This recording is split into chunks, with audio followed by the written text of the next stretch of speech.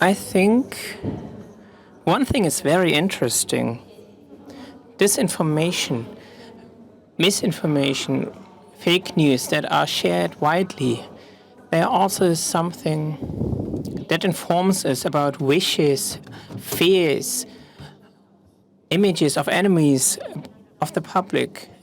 For example, in parts of a generation.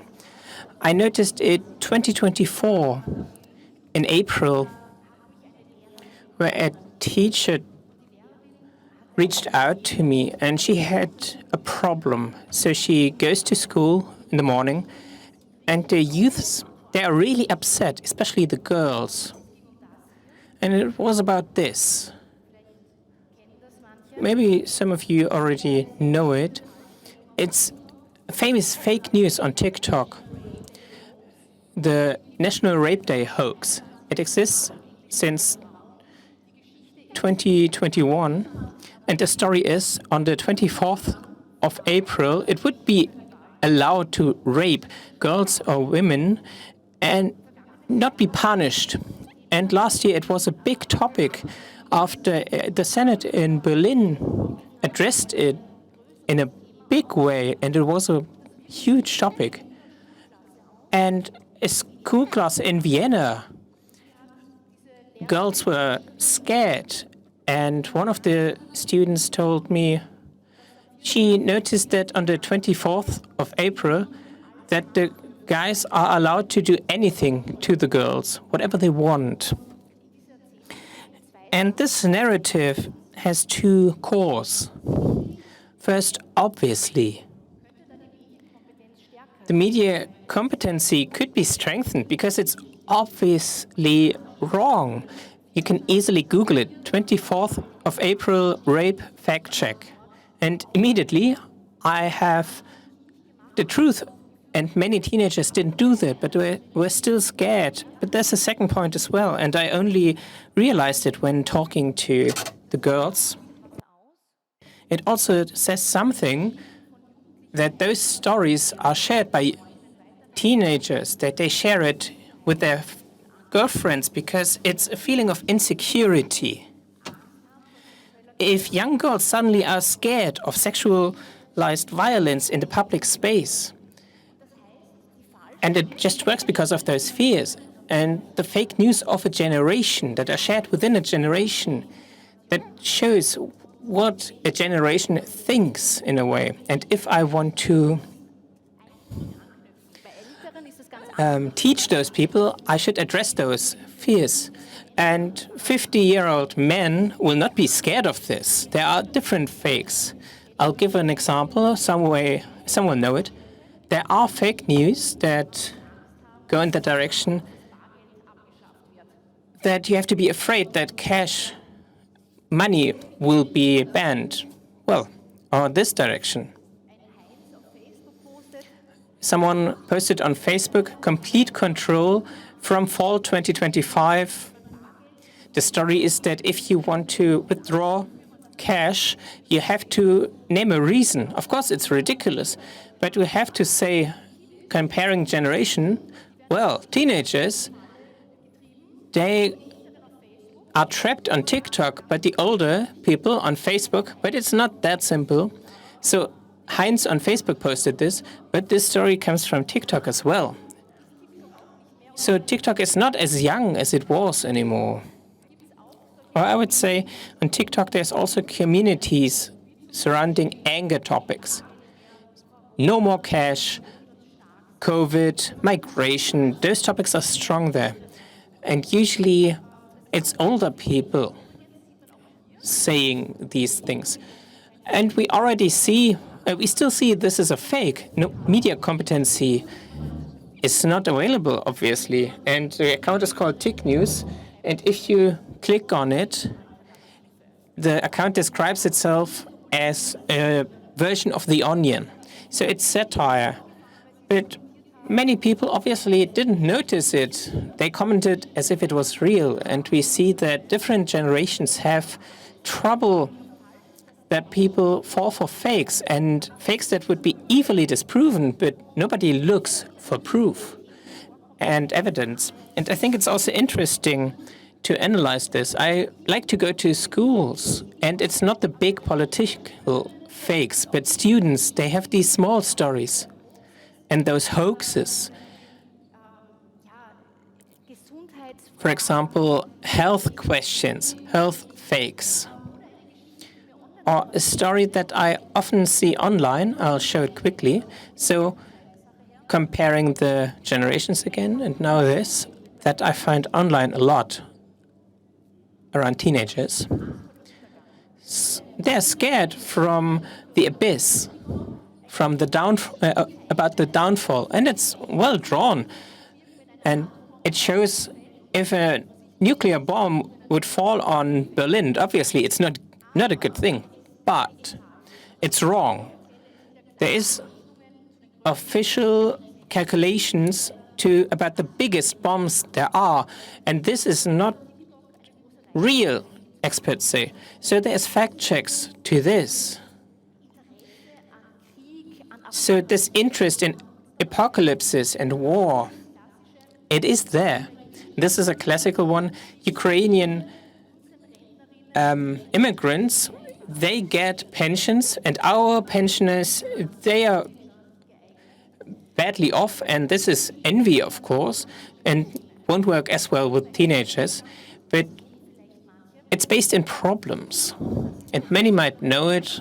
I feel reminded of all the speculations on TikTok. It's a subject that comes back again and again. World War III. It's usually using AI images. If the next World War is happening, what will happen? What's the apocalypse scenarios that happen? I would wonder if psychologists could tell me if it's maybe an age group that is susceptible to these stories. Or maybe it's because adolescents nowadays, they lived through so many crises already. I don't know why, but I noticed it. And I want to get back to this, how to use this to counter the false narratives later. So 3 main points. First, are there differences in the generations? Who falls for those fakes more easily?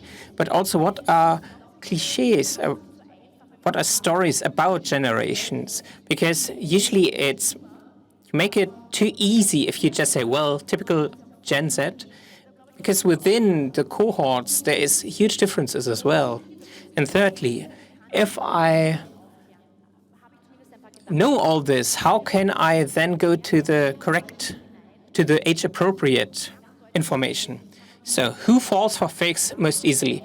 It's not that simple, but there's 2 generations where there is studies where they were noticed. One is a study by Andy Gass et al. It's from 2016, where they tried to measure that the generation above 65 so they share the most fake news by a large margin. And it was also the case that those people with the shares of fake news, the total shares, it was almost 10 times as much as the others. So it was by a large margin. So it was mostly older people, maybe even fans of Donald Trump. So one might want to say, the older ones, but new data that's not just about one election and political fakes, but more broad topics. A new study by Friedrich Götz et al. More than 56,000 people joined in, and now Gen Z, so the youngest ones, they had the most trouble recognizing wrong headlines. So people were shown 20 headlines, true and false ones, and it was counted how well could the subjects distinguish true and false headlines, and there was a difference. So baby boomers were best, but this study was extremely big and international, and I looked at the data for Germany, and it was a bit different here. Here, the baby boomers are not as strong, but Gen Z is still in the last place. But it's important. I talked to Friedrich Goetz, who works at British Columbia University, and it can show that there are differences depending on the country, that there is different distributions. And also, the test was in English, and there can be language-based selection pressures. And I would put it differently. The differences are not that big, and I myself am millennial, and I could look at this and say, well, great. But that would be wrong, because no group did it perfectly, no age group. Every age group had troubles. And that's interesting when we talk about generational questions. When accepting fake news too easily, many people think, yeah, that's a problem of other people. I'll give an example. In Austria, there was a survey by Peter Filzmeier, a political science guy. So they asked Austrians if they themselves have trouble to distinguish real journalism, real stories, from fake, from invented stories. And only 40%, 4 of 10 said, yeah, I have trouble. And then they were asked, do you think that others have trouble? And now 80% said, yeah, others, they have trouble. So just by calculating it, just by taking the number seriously, it doesn't work. Either you're overestimating yourself and the others, or the other way around, but it doesn't work out.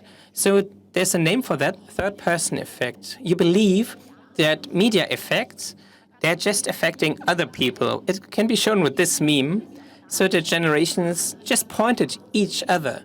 And all the generations have the problem like Spider-Man here. And I'm not just saying that. There's a study where younger and older people were asked. And also here the younger people said, no, the old people, they have trouble recognizing fake news. And the older people said, no, the young people have the problems. And personally, I think it's so much easier to recognize failings in others than yourself. And I also think those comparisons between generations, you really have to be careful, because most of it is human psychology, that we are not as rational as we think we are, or as we want to be. There's also a nice text by Ulrich Ecker and others. They describe psychological effects, why we believe wrong things, why we have trouble distinguishing or don't want to accept the truth. I'm not reading the whole thing, but I want to mention a few points. The top 3 I want to mention because they are interesting for the generational conflict. Why do people believe wrong things? There is the illusory truth effect. I often mention it since the 70s. Psychologists notice one thing. If people hear something very often, no matter the factual truth, they tend to believe it. Just repeating something has an effect. Why? Well, one guess is that we confuse how often we hear something with the truth. Whatever you've heard sounds more plausible. And there's an age effect to that too. For example, people are in weird circles on Facebook and they learn one questionable fact about migrants after the other. And then they get a correction. And they hear that. And older people might forget the correction more quickly than the wrong fact in the first place. That was shown in a study. So the illusory truth effect might be stronger in older people. That repetition works stronger in them. And defaulting to one's own personal views is not surprising. We are more willing to trust things that prove us as true. And then intuitive versus analytical thinking, of course. And that's an interesting approach that should be applied to social media. In psychology, there's the idea that there is two systems of thinking, system 1 and system 2. System 1 is an autopilot. It's intuitive. When you just go to the bakery and buy a bread, you're not considering everything. You're not considering all the facts. You're not considering everything you could. You just buy what you want. But if you do your taxes, then hopefully system 2 is active. It's proper thinking. It's where you think more deeply. And the danger is that fake news trick us, so we don't notice where we should switch from the intuitive thinking to the critical thinking. And I fear that digital platforms are built in a way that we just use system 1. We are used to it. We just scroll through it.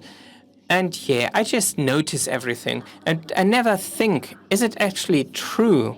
And the question is, are apps built built for this to just use system 1? There's more points. Leaders that make false claims, they have negative effects as well. And trusted people as well. And emotionality can also help spreading news. I don't want to make it too easy, because if you say fake news according to generation, it's easy to use prejudices. And in the beginning, I thought it would be funny. Yeah, I just make a talk and then I just show stuff, boomer content from Facebook. So really badly made AI pictures that are posted a lot on Facebook, because it's a real problem. Also, what kind of crap is really visible on Facebook? Also, how AI slop, badly made AI images get a lot of reach. Most of you probably know this.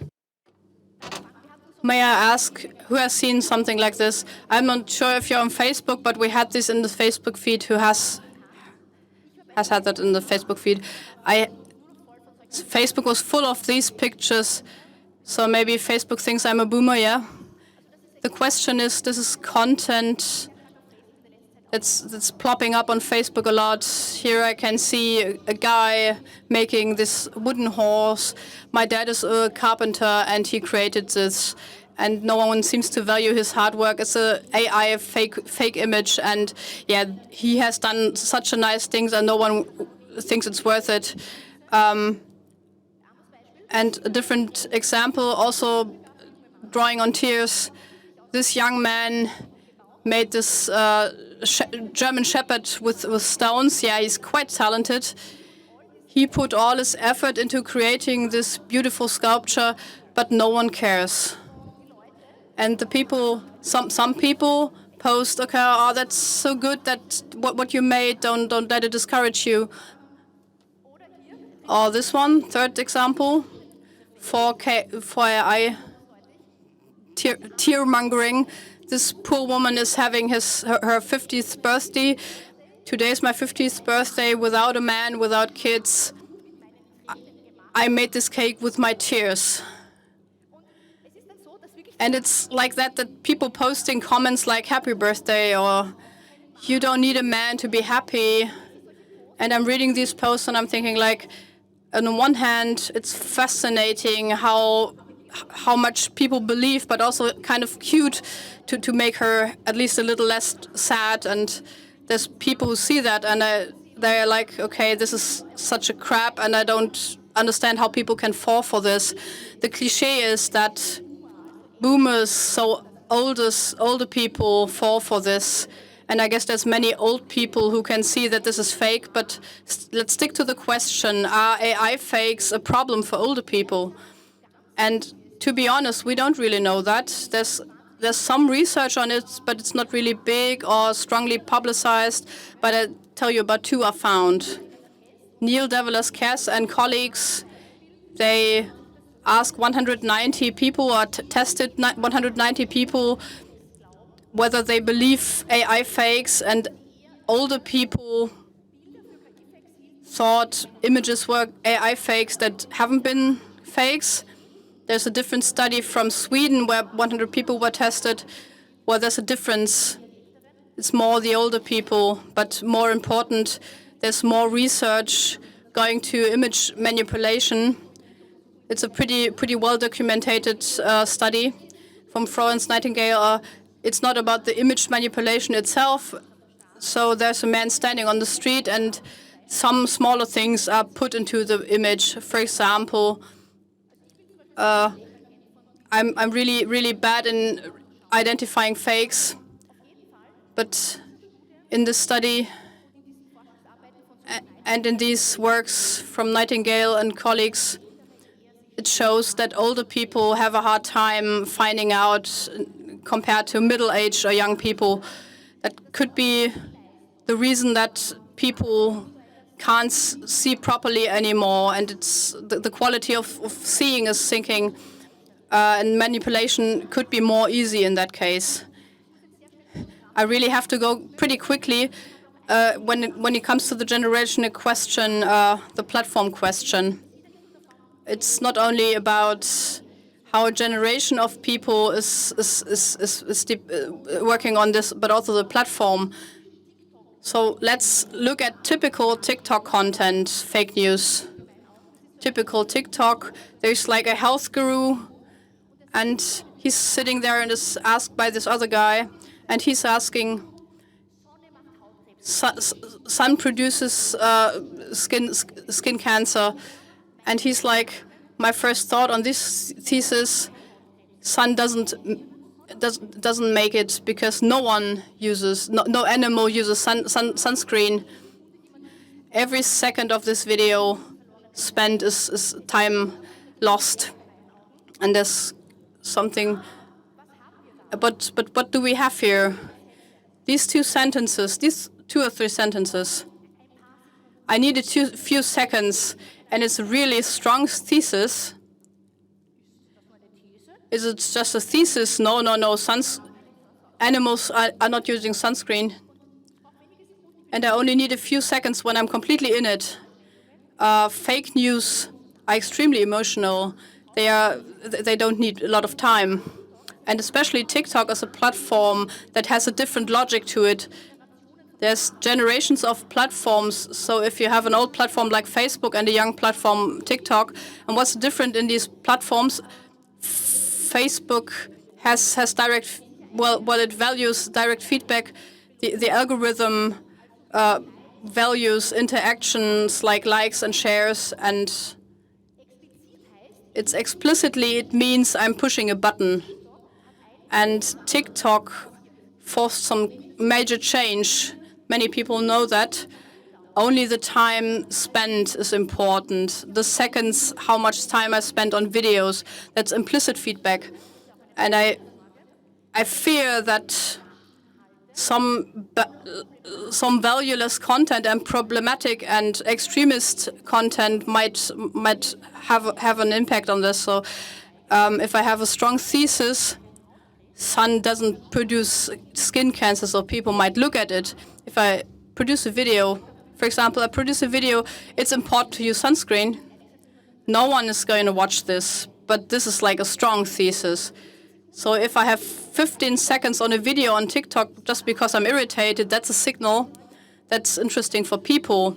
And this is implicit feedback, and my fear is that this implicit feedback, that this, makes up for lowest impulses, the autopilot, let's say so. It's not from me, it's Armin Marayanen, and he wrote an essay on this, the difference between implicit and explicit feedback, system 1, system 2. I would summarize it like this: TikTok is going on impulses, and then we're going back to the generational conflict. Young people on average spend more time on these apps. Then the question is, what does it do to their knowledge?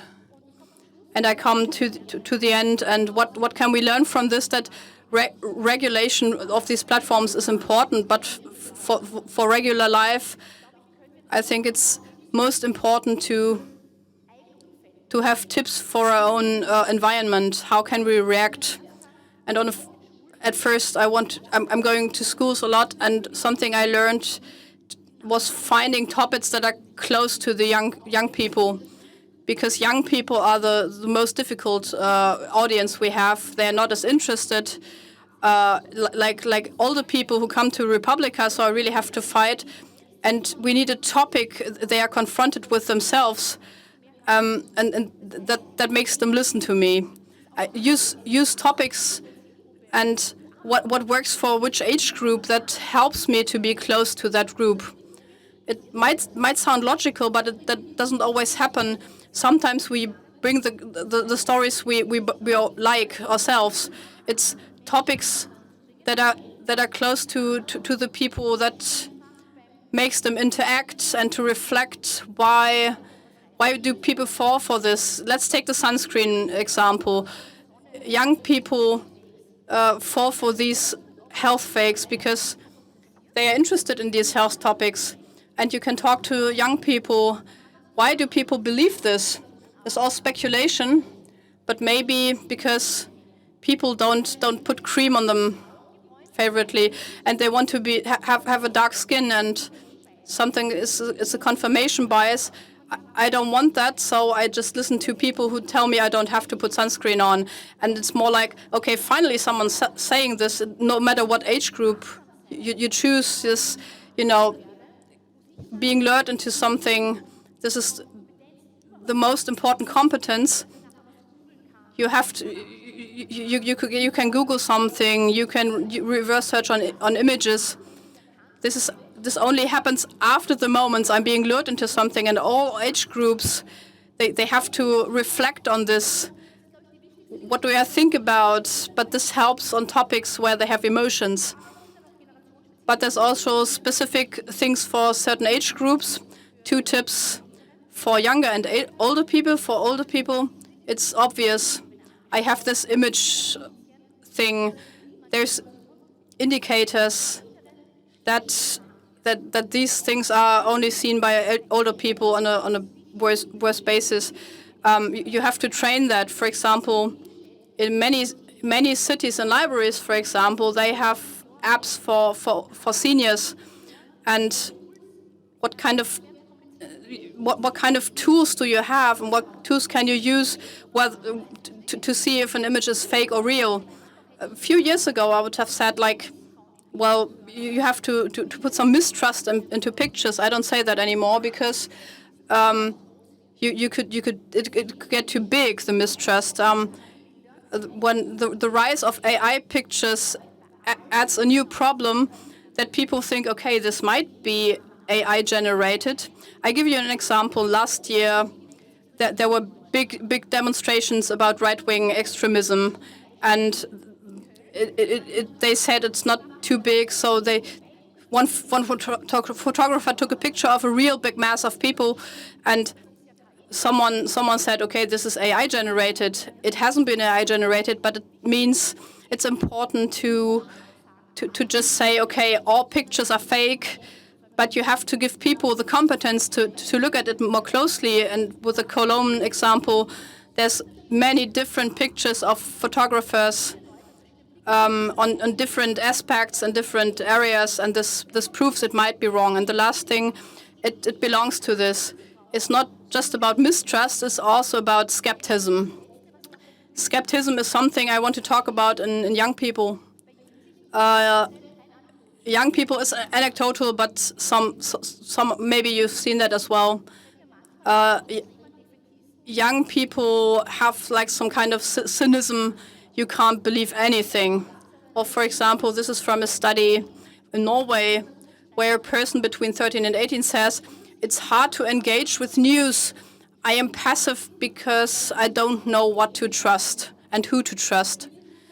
Some school classes told me I don't know what to trust. I don't know whom to trust, and I can't believe anything.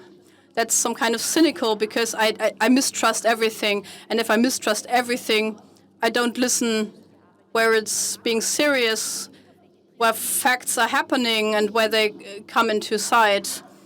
And this is a really important term there. It's skepticism versus cynicism. When it comes to young people, we have to be aware that they have to be saved from cynicism, because we live in a time where I always have the feeling that cynists are really highly